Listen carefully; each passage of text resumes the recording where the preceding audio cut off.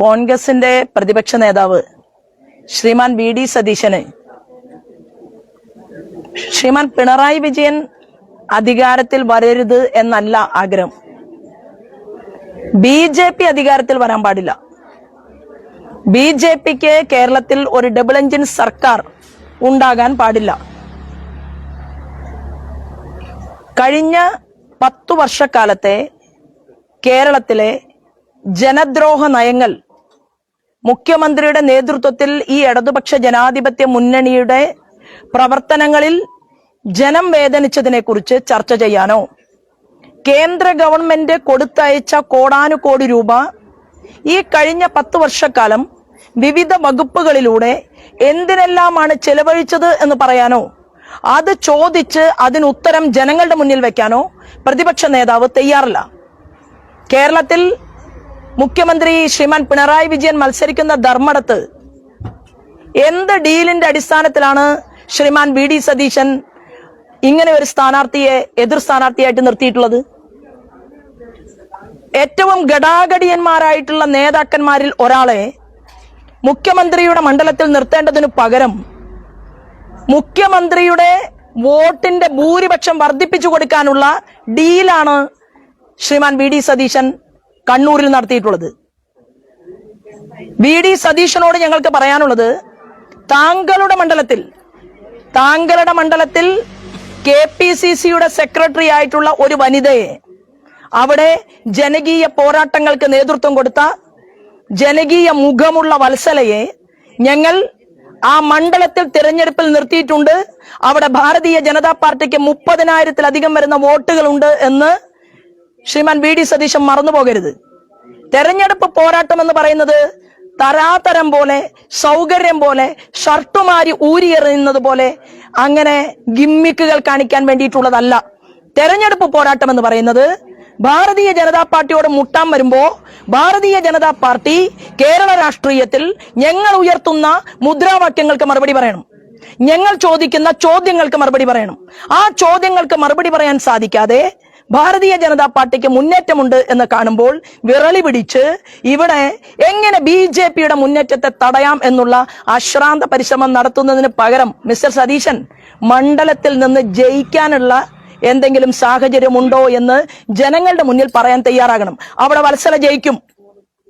ആ മണ്ഡലത്തിൽ, താങ്കളുടെ മണ്ഡലത്തിൽ ജനകീയ മുഖമുള്ള, നിങ്ങളുടെ പാർട്ടിയിൽ എത്രയോ വർഷക്കാലം പ്രവർത്തിച്ചിട്ടുള്ള വത്സലയെ ജയിപ്പിക്കാൻ ജനം തയ്യാറെടുപ്പ് നടത്തിയിട്ടുണ്ട്. ഒന്ന്.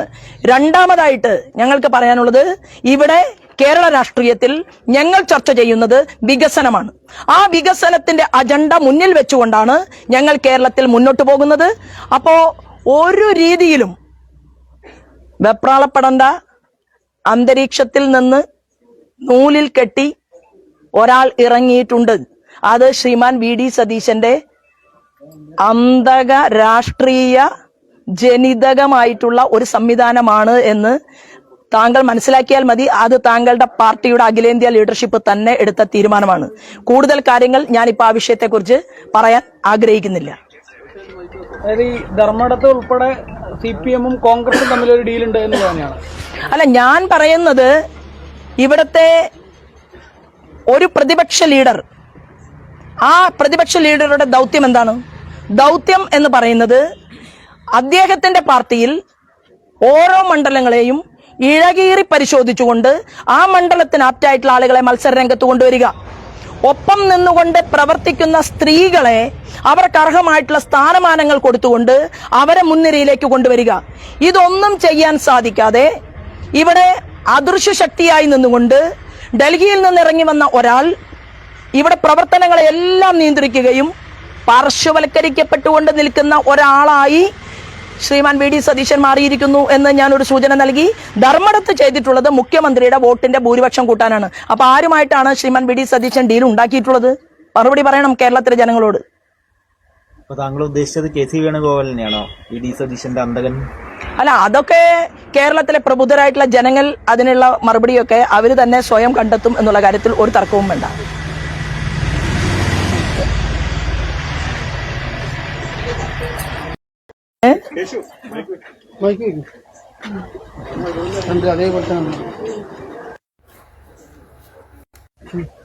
ഇന്നലെ മെഡിക്കൽ കോളേജിന്റെ പരിസരത്ത് വിനോദിനിക്കുട്ടി എന്ന് പറയുന്ന നമ്മുടെ എല്ലാവരുടെയും മനസ്സിലെ നീറുന്ന ഒരു ചിന്തയായിട്ടുള്ള മെഡിക്കൽ കോളേജിന്റെ, അതായത് ആശുപത്രിയിലെ അധികൃതരുടെ അനാസ്ഥ കൊണ്ട് ഒരു കൈ മുറിച്ചു മാറ്റപ്പെട്ട ഒരു വലിയ ദുരന്തമുണ്ടായിട്ടുള്ള പെൺകുട്ടി, അവളുടെ നേതൃത്വത്തിൽ മെഡിക്കൽ കോളേജിന്റെ മുന്നിൽ ആ മെഡിക്കൽ കോളേജിന് റീത്ത് വെച്ചുകൊണ്ടുള്ള ഒരു സമരം ഇവിടെ നടക്കുകയുണ്ടായി. ഒന്നും പാലക്കാടില്ല എന്നുള്ളതാണ്. ആരോഗ്യ മേഖലയ്ക്ക് വേണ്ടി മാത്രമായിട്ടുള്ള ഒരു വികസന രേഖ ഞങ്ങൾ കഴിഞ്ഞ 2-3 ആഴ്ചയായി ഇവിടുത്തെ വിദഗ്ധന്മാരായിട്ടുള്ള ഡോക്ടർമാരുമായിട്ടും ഇവിടുത്തെ ജനങ്ങളുമായിട്ടും അതുപോലെ തന്നെ പഠിക്കാൻ വേണ്ടി പോകുന്ന നേഴ്സിംഗ് സ്റ്റുഡൻസുമായിട്ടും ഇപ്പോൾ MBBS പഠിച്ചുകൊണ്ടിരിക്കുന്നവരുമായും MD പഠിച്ചുകൊണ്ടിരിക്കുന്നവരും ഒക്കെ ആയിട്ടുള്ള ആളുകളുമായിട്ട് ഒരുമിച്ച് ചേർന്നുകൊണ്ട് ഞങ്ങൾ ഇവിടെ ആരോഗ്യ മേഖലയ്ക്ക്, പാലക്കാടിന്റെ ആരോഗ്യ സംരക്ഷണത്തിന് മാത്രമായിട്ടുള്ള ഒരു വികസന രേഖയുടെ ആരോഗ്യ മേഖലയ്ക്ക് വേണ്ടി മാത്രം ഒരു മാനിഫെസ്റ്റോ ഞങ്ങൾ തയ്യാറാക്കിയിട്ടുണ്ട്. അത് ഇവിടെ നമ്മൾ അവതരിപ്പിക്കും. 1-2 ദിവസത്തിനുള്ളിൽ എല്ലാ മാധ്യമ പ്രവർത്തകന്മാരും സഹകരിച്ചുകൊണ്ട് ആ വികസന രേഖ എനിക്ക് നിങ്ങളുടെ മുന്നിലാണ് ഞാൻ പ്രകാശനം ചെയ്യുന്നത്. അതിലെന്തെങ്കിലുമൊക്കെ ഇപ്പോ അത് ആവശ്യപ്പെടുകയാണെങ്കിൽ മുൻകൂട്ടി ആ വികസന രേഖ വായിക്കാനായിട്ട് ഞാൻ തരാൻ തയ്യാറാണ്. അത് വായിച്ചതിന് ശേഷം മാധ്യമപ്രവർത്തകർക്ക് എന്തെങ്കിലും സജഷൻ ഉണ്ടെങ്കിൽ ഈ പാലക്കാടിന്റെ രക്ഷയ്ക്ക് വേണ്ടി, ഇവിടുത്തെ ജനങ്ങളുടെ ജീവിതത്തിന്റെ സുരക്ഷിതത്വത്തിന് വേണ്ടി നിങ്ങൾക്ക് കൂടി അഭിപ്രായങ്ങൾ രേഖപ്പെടുത്താം. അത് പിന്നീട് ഒരുമിച്ച് ചേർത്തുകൊണ്ടായിരിക്കും നമ്മൾ ആ മാനിഫെസ്റ്റോ പാലക്കാടിൽ അവതരിപ്പിക്കുന്നത്. ജലസാന്ദ്രത ഏറെ കുറവുള്ള ഈ പാലക്കാടിന്റെ മണ്ണിൽ കർഷകർ വളരെ വലിയ ദുരിതം അനുഭവിക്കുകയാണ്. പാലക്കാടിന്റെ അതിർത്തി കടന്ന് അപ്പുറത്തേക്ക് പോയാൽ അവിടെ കർഷകർക്ക് ഉൽപ്പന്നങ്ങൾ സൗജന്യ വിലയ്ക്ക്, അവർക്ക് വിത്തും വളവും അവർക്ക് ഏത് കൃഷി ചെയ്യണം എന്നതിനെ കുറിച്ച് പരിശോധിക്കാനും പഠിക്കാനും മുഖ്യമന്ത്രിയുടെ ഒരു ടീം നേരിട്ട് കർഷകരിലേക്ക് എത്തുന്ന നോളജ് പാർട്ട്ണറെ കൊടുക്കുന്ന സംവിധാനം ഗുജറാത്തിന്റെ മോഡലായിരുന്നു. ഗുജറാത്തിൽ നിന്ന് അത് സ്റ്റാലിൻ ഏറ്റുവാങ്ങി. സ്റ്റാലിൻ വേറെ പാർട്ടിക്കാരനാണെങ്കിൽ കൂടി, എന്നാൽ ഇവിടുത്തെ കർഷകർ അവരുടെ നെല്ല് കൊടുക്കുമ്പോൾ അതിന് വില കിട്ടാതെ ദുരിതം അനുഭവിക്കുന്നു. അവർക്ക് ആവശ്യമായിട്ടുള്ള ഒരു കാര്യവും ചെയ്തു കൊടുക്കാത്ത, കർഷകരോട് ദ്രോഹം നടത്തിക്കൊണ്ട് മുന്നോട്ട് പോകുന്ന ഒരു ഗവൺമെന്റും അവരെ ചിന്തിക്കാത്ത ഒരു പ്രതിപക്ഷവും. പ്രസംഗത്തിൽ മാത്രമല്ലല്ലോ, പ്രവൃത്തിയിലും വേണ്ടേ. ഏതെങ്കിലും ഒരു തവണ ഈ കേരളത്തിൽ നിന്ന് മധ്യപ്രദേശിന്റെ മുൻ മുഖ്യമന്ത്രി ശിവരാജ് സിംഗ് ചൗഹാൻ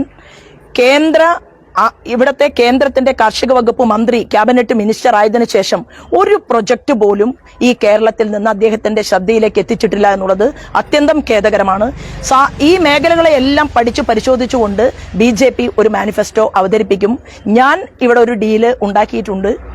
ആ ഡീൽ എന്ന് പറയുന്നത് ഇവിടത്തെ കോൺഗ്രസിൽ പ്രവർത്തിക്കുന്ന നല്ലവരായിട്ടുള്ള ജനാധിപത്യ വിശ്വാസികളും മാർക്സിസ്റ്റ് പാർട്ടിയിൽ പ്രവർത്തിക്കുന്ന നല്ലവരായിട്ടുള്ള മനുഷ്യരോടും ഞാൻ സംസാരിച്ചിട്ടുള്ളത്, കഴിഞ്ഞ 30 വർഷം പൊതുപ്രവർത്തന മേഖലയിൽ നിൽക്കുന്ന നിങ്ങളുടെ കൂടി പ്രശ്നങ്ങൾ കേരള നിയമസഭയിൽ പറയാൻ ആഗ്രഹമുള്ള ഒരാളാണോ, എക്സ്പീരിയൻസ് ഉള്ള ഒരാളാണോ കേരള നിയമസഭയിലേക്ക് പോകേണ്ടത്, അതോ 1 മണിക്കൂർ പോലും പൊതുപ്രവർത്തനത്തിന് വേണ്ടിയോ ജനനന്മയ്ക്ക് വേണ്ടിയോ മാറ്റിവെക്കാത്തവരാണോ കേരള നിയമസഭയിൽ പോകേണ്ടത് എന്ന എന്റെ ചോദ്യത്തിന് എന്റെ കൈ പിടിച്ചുകൊണ്ട് കോൺഗ്രസിലെയും മാർക്സിസ്റ്റ് പാർട്ടിയിലെയും സാധാരണക്കാരായിട്ടുള്ള പ്രവർത്തകന്മാർ ഞാനുമായിട്ട് ഒരു ഡീൽ ഉണ്ടാക്കിയിട്ടുണ്ട്. ആ ഡീൽ എന്ന് പറയുന്നത് വലിയ ഭൂരിപക്ഷത്തിൽ BJPയിൽ നിന്ന് ജയിക്കാൻ അവർ ആഗ്രഹിക്കുന്നു. ഓരോ ദിവസവും ഞാൻ പുതിയ ആളുകളെ ഷാളിട്ടുകൊണ്ട് ഇവിടെ സ്വീകരിക്കുന്നുണ്ട്. അപ്പൊ തീർച്ചയായിട്ടും ആ ഒരു മൂവ്മെന്റ് ആണ് പാലക്കാട് നടക്കുന്നത്. പാലക്കാട് വിജയിക്കും എന്നുള്ള ഒരു തോന്നൽ ആദ്യ ലാപ്പിൽ തന്നെ ഉണ്ടായപ്പോൾ അതിന് ബദലായിട്ടുള്ള ചില കാര്യങ്ങളും പ്രഖ്യാപനങ്ങളും പ്രഖ്യാപനങ്ങളുമായി ഇവിടെ മുന്നോട്ട് വരികയാണ്. അപ്പൊ എന്താണെങ്കിലും ശരി, നിങ്ങൾ എല്ലാവരും സന്തോഷത്തോടു കൂടിയിട്ട്, എനിക്കുറപ്പുണ്ട് ഇവിടെ നിൽക്കുന്ന മുഴുവൻ ആളുകളും സന്തോഷത്തോടു കൂടി BJPയുടെ വിജയം പ്ലസ് ശോഭാ സുരേന്ദ്രൻ എന്ന് പറയുന്ന ഒരു സ്ത്രീ കഴിഞ്ഞ 10-30 വർഷമായി, ഇനി ഞാൻ കേസ് വാറണ്ടായി. എങ്ങനെ പെട്ടെന്ന് കേസ് വാറണ്ടായി? ആലപ്പുഴയിൽ ഞാൻ തെരഞ്ഞെടുപ്പിൽ മത്സരിച്ച ഒരാളാണ്. അന്ന് മത്സരിച്ചപ്പോൾ ഇല്ലാത്ത എന്ത് വാറണ്ടാണ് എനിക്ക് ഇപ്പോൾ ഉണ്ടായിട്ടുള്ളത്? എന്നാൽ കേസ് വാറണ്ടായി. ഞാൻ നാളെ മലപ്പുറത്ത് പോകും. മലപ്പുറത്ത് ആ കേസിൽ ജാമ്യമെടുത്തുകൊണ്ട് ഞാൻ തിരിച്ചു വരും. ഞാൻ 2 എന്റെ നോമിനേഷൻസ് കൊടുത്തിട്ടുണ്ട്. അപ്പോ ഇവിടെ വന്ന് ഇനി ശോഭാ സുരേന്ദ്രന്റെ പ്രസംഗത്തെയും പ്രസ്താവനകളെയും ഒക്കെ ഭയപ്പെടുന്ന കേരളത്തിന്റെ ചില മനസ്സിൽ വികാസമില്ലാത്ത ആളുകൾ ഇനി ഒരു അറസ്റ്റ് നാടകം ഉണ്ടാക്കിയിട്ട് വെറുതെ എന്തിനാണ് മാധ്യമപ്രവർത്തകര് വേറെ എവിടെയെങ്കിലും പ്രവർത്തിച്ചുകൊണ്ടിരിക്കുമ്പോൾ എന്നെ അറസ്റ്റ് ചെയ്യുമ്പോൾ അത് കാണാൻ ഓടി വരേണ്ടി വരും.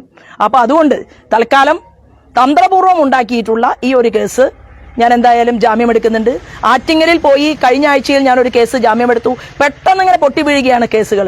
35 കേസുകൾ ഉണ്ട്. അതിന്റെ എല്ലാം ഡീറ്റെയിൽസ് കൊടുത്തിട്ടുണ്ട്. എന്നാൽ അറസ്റ്റ് ഭയന്നതുകൊണ്ടല്ല, പക്ഷേ നിങ്ങളുടെ ഉൾപ്പെടെ സമയം കളയാതിരിക്കാൻ വേണ്ടി ഞാൻ എന്റെ ഒരു ദിവസത്തെ സമയം കളഞ്ഞുകൊണ്ട് നാളെ മലപ്പുറം കോടതിയിലേക്ക് പോകും.